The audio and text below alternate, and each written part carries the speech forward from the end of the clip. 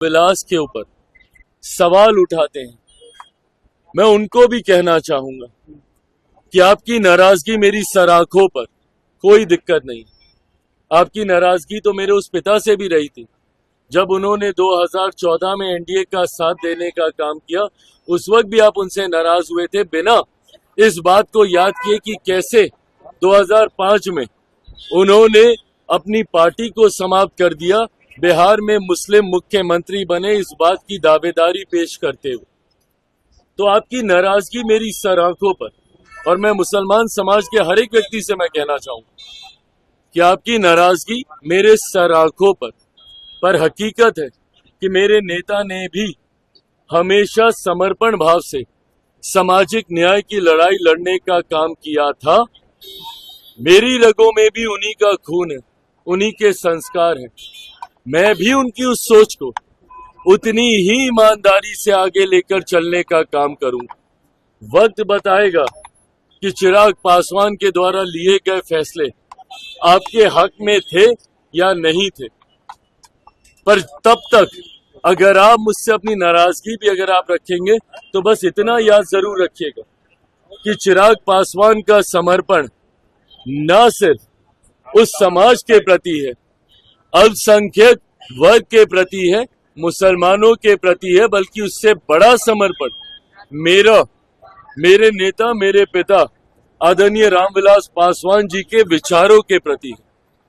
मेरा कमिटमेंट उनकी आइडियोलॉजी के साथ है और उनकी आइडियोलॉजी सामाजिक न्याय की रही है, और इसके साथ चिराग पासवान ने ना कभी समझौता किया था, ना कभी भविष्य में समझौता करेगा।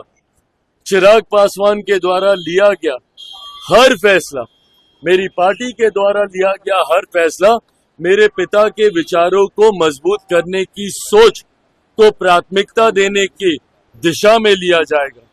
समाज में सामाजिक न्याय को बढ़ाने की दृष्टि के साथ लिया जाएगा, समाज में सद्भावना को बढ़ाने की सोच के साथ लिया जाएगा, और सबको, समाज के हर वर्ग को बराबरी का मौका मिले, अवसर मिले, इस सोच के साथ लिया जाएगा।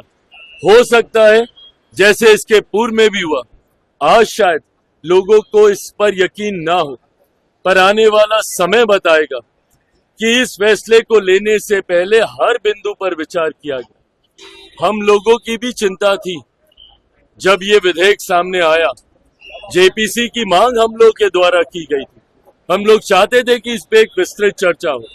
पार्टी की तरफ से हमारे सांसद अरुण भारती जी ने जेपीसी में अपने पक्ष को रखने का काम किया। हर बिंदु पर हम लोगों ने विस्तार से चर्चा की। जहां पे हम लोग की शंकाएं थी, जहां पे हम लोग को इसको लेकर चिंताएं थी, शंकाएं थी, उसको भी हम लोगों ने वहां पे रखने का काम किया। कई ऐसे सुझाव पार्टी के द्वारा दिए गए जिसको समिति ने स्वीकारने का काम किया, और इन तमाम बदलावों के बाद, इन तमाम सुझावों के बाद जिस नए स्वरूप में ये संशोधन विधेयक भारत की संसद में आया, इसके हर बिंदु पर अध्ययन करने के बाद ही लोक जनशक्ति पार्टी रामविलास ने इसका समर्थन करने का फैसला लिया है। मैं मानता हूं कि आने वाले समय में गरीब मुसलमानों के हित में ये विधेयक रहेगा, और समय इसको साबित भी करेगा।